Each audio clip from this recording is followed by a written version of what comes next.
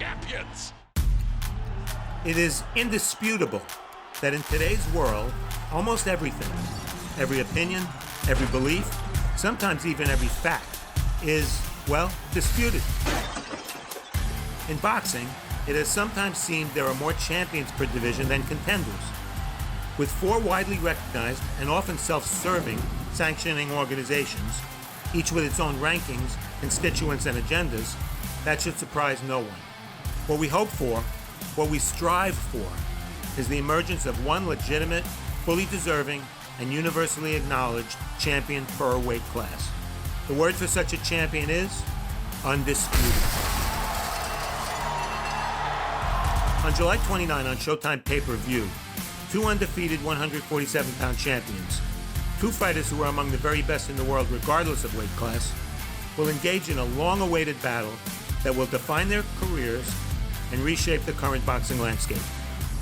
History will be made when it's Errol Spence Jr. versus Terence Crawford for the World Welterweight title, the undisputed World Welterweight title.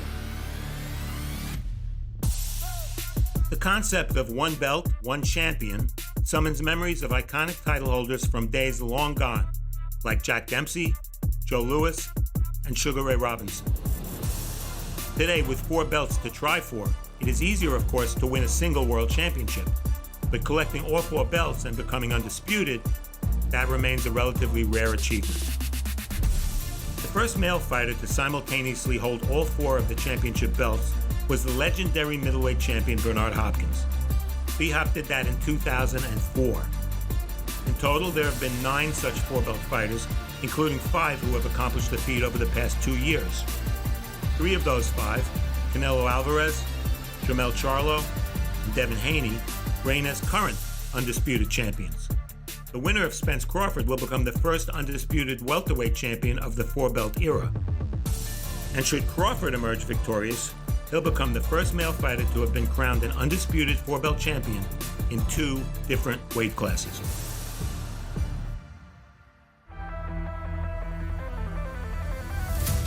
So exactly how have champions and pound-for-pounders Errol Spence Jr. and Terence Crawford arrived at this point? For starters, there's the matter of weight. As the #1 ranked amateur in the USA, Spence was a welterweight when he won 3 consecutive national titles in 2009, 2010, and 2011. He was a welterweight when he fought in the 2012 Olympics. He was a welterweight when he turned pro on ShoBox in November 2012. He was a welterweight when he first became a world champion in 2017. And today, well, he's still a welterweight. Spence's success as a professional has come as no surprise to those who knew him best, his teammates on the 2012 U.S. Olympic boxing team. When asked to identify the Olympian who was most likely to make it big as a pro, to a man they all answered, Errol Spence Jr. A southpaw from Dallas, Texas, Spence stoically and steadily rose through the welterweight ranks. In 2017 came his most severe test, a challenge of IBF champion Kell Brook in Brook's hometown of Sheffield, England. It was a close and competitive fight, but Spence's tenacity and relentless body punching ultimately proved the difference. He stopped Brook in round 11. Errol Spence Jr. was 27 years old. He was unbeaten at 22-0, and he was a world champion. You the most feared man at 147? I don't know. That's for the fans, for you to decide. Spence has since fought and won 6 times against the highest level of opposition, including Mikey Garcia, who was 39-0, former champion Sean Porter, and in unification fights, Danny Garcia and Yordenis Ugas. For years now, Spence has been ranked in the top 5 pound for pound, as has been Crawford. I'm confident I'm going to win this fight just because I feel like I'm the better fighter. You know, I got all the tools to beat him. You know, he's definitely a good fighter, but I feel like I'm better than him. I feel like I'm the better fighter out of us two. Terence Crawford, 35, is 3 years older than Spence. After a highly successful amateur career, the native of Omaha, Nebraska, turned pro in 2008, 4 years before Spence did so. Crawford started as a lightweight, and in 2014, he won his first world title, defeating Scotland's Ricky Burns in Glasgow, something Crawford and Spence have in common. They both won their first world titles on the road. and in the UK. Terence Crawford was 26 years old.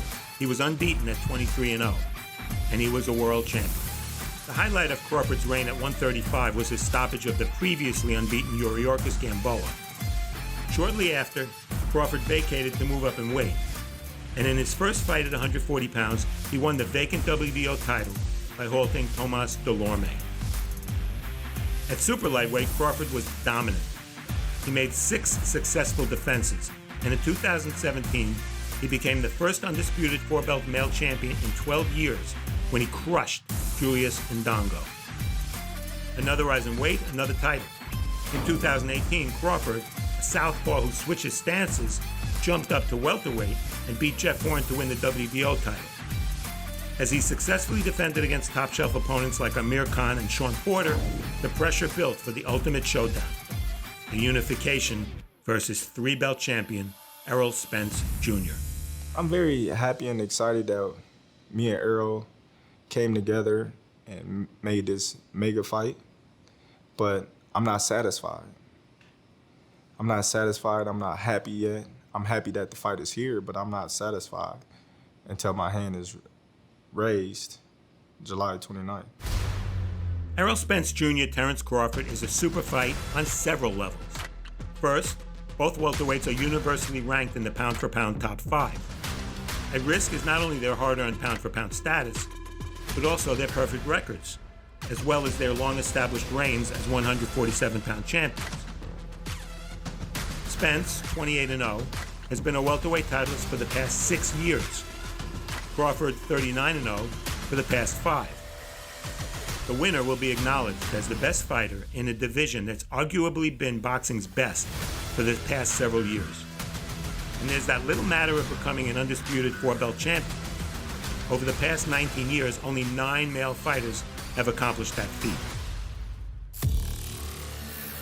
To place themselves in a position to vie for an undisputed title, fighters must overcome potential roadblocks that can include differences in network affiliations, promotional alliances, financial demands, and the sometimes arbitrary rulings of the 4 sanctioning bodies. Boxing's world titles have been split for the past 60 years or so. When we get a chance to point to a single champion as the one and only, there's reason to celebrate. July 29 on Showtime pay-per-view, boxing will give us a night to remember. Errol Spence Jr. versus Terence Crawford. Both special champions willing to risk everything, but only one will emerge undisputed.